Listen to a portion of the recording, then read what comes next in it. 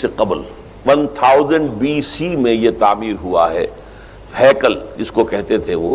اور وہ آج کل جیسے ٹیمپل کہتے ہیں، ٹیمپل آف سولومن، یعنی ہیکل سلیمانی یا معبد سلیمانی، ہم اسے مسجد اقصی کہیں گے، دور کی مسجد۔ اس کے بعد وہ یہ ہے کہ تقریباً 600 قبل مسیح میں 587 ایگزیکٹلی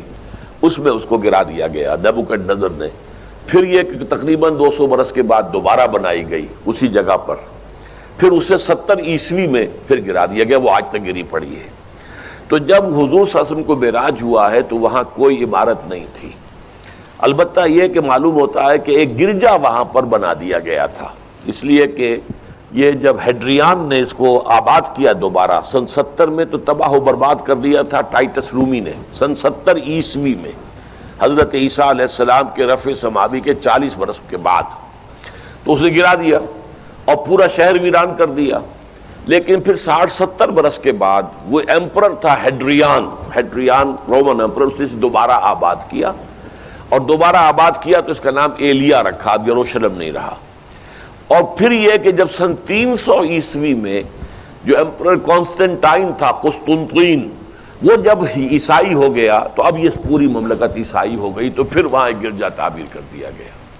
اس گرجا میں حضرت عمر گئے تھے، جب انہوں نے ہینڈ اوور کیا ہے حضرت عمر کو وہاں کے عیسائیوں نے،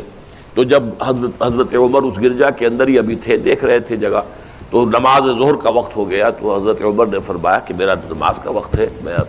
تو انہوں نے کہا وہاں کے عیسائیوں نے کہ آپ یہیں پڑھ لیجیے، آپ نے فرمایا نہیں، اگر میں یہاں پڑھوں گا تو اسے پھر مسلمان مسجد بنا لیں گے۔ تو آپ باہر گئے اور اس قبۃ الصخرہ کے اوپر جا کے نماز پڑھی آپ نے۔ یہ جو اس وقت جو ڈوم نظر آتا ہے یہ ہے وہ چٹان، اور یہ بڑی اس کے اوپر گردہ وردہ پڑا ہوا تھا، کچرا وچرا تھا، اسے صاف کیا اور اس پر آپ نے نماز پڑھی، اس لیے کہ یہیں سے اصل میں معراج ہوا تھا حضور صلی اللہ علیہ وسلم کو۔ تو اب اس کے بعد جو ہے عبد الملک ابن مروان نے وہاں پر وہ قبہ بنا دیا ہے جو قبۃ الصخرہ کہلاتا ہے۔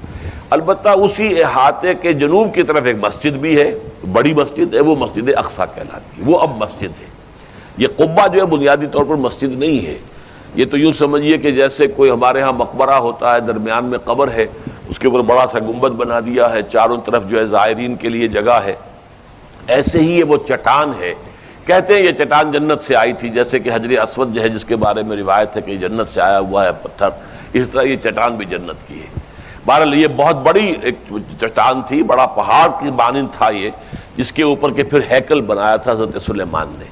اب ہوتے ہوتے وہ چھوٹا رہ گیا ہے، جیسے کہ اب کوہ صفا کوہ مروہ اب کیا رہ گئے، کچھ بھی نہیں ہے، ان کا نشان ہے صرف کہ ہاں یہاں کبھی